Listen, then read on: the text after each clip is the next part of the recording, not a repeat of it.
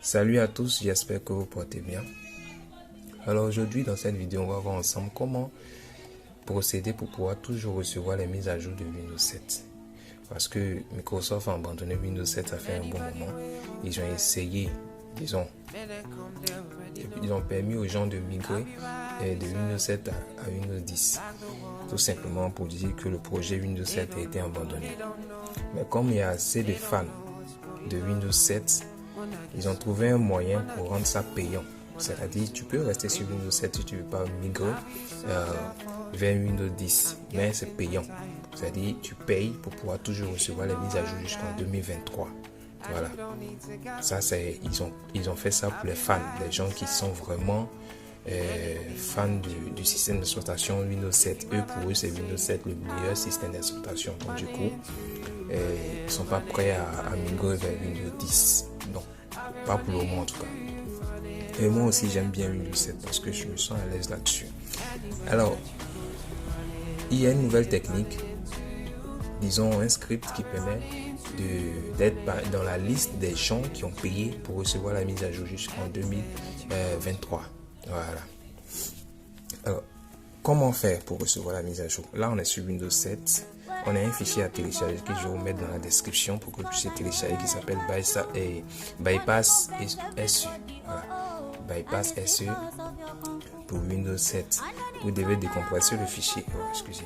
Vous devez décompresser le fichier Bypass SE et voilà pour Windows 7. Ok. On décompresse le fichier et là dans le fichier on aura oh là j'ai mal passé. Voilà. On aura ces fichiers là, ces dossiers là. On a mise à jour Windows 7 si vous êtes en 32 bits ou mise à jour Windows 7 si vous êtes en 64 bits. Alors là on ouvre et vous allez installer ce premier fichier là. Celui-là. Si vous avez un antivirus sur vos comptes, il est mieux de désactiver l'antivirus d'abord avant de faire ce boulot là. Vous installez mise à jour numéro 1. Après l'installation, vous installez mise à jour numéro 2. Après ça, vous redémarrez l'ordinateur et vous installez mise à jour numéro 3. Et ensuite, vous installez mise à jour numéro 4. C'est très simple. Après ça, vous devez décompresser ce fichier là. Vous décompressez ce fichier Bypass SU, voilà, Bypass SU V4. Voilà, vous décompressez ce fichier et là, vous devez exécuter celui-là. Installer là, vous l'exécutez en administrateur. C'est-à-dire que clic droit et exécuter en tant qu'administrateur. Vous allez voir que ça va s'installer. Et c'est pas tout. Après, ça va faire ça. Il y a une autre mise à jour que vous devez télécharger. Je vais vous montrer.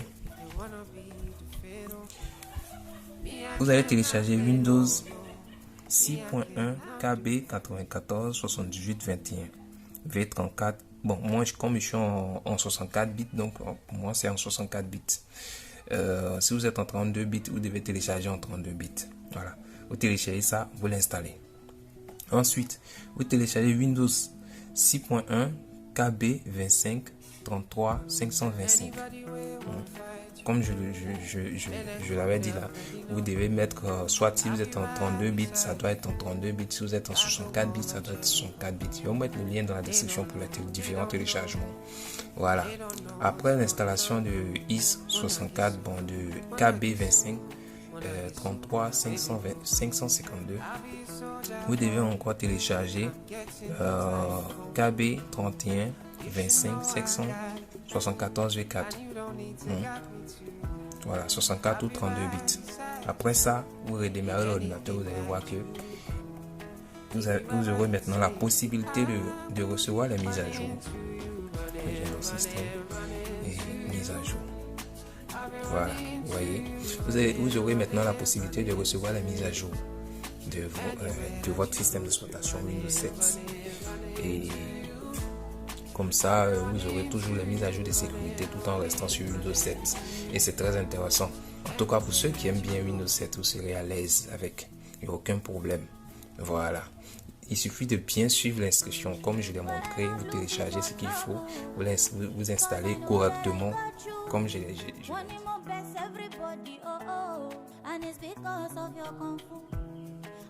Donc voilà, c'était tout pour aujourd'hui. J'espère que vous avez aimé et n'oubliez pas de liker, de partager et à plus pour une autre vidéo.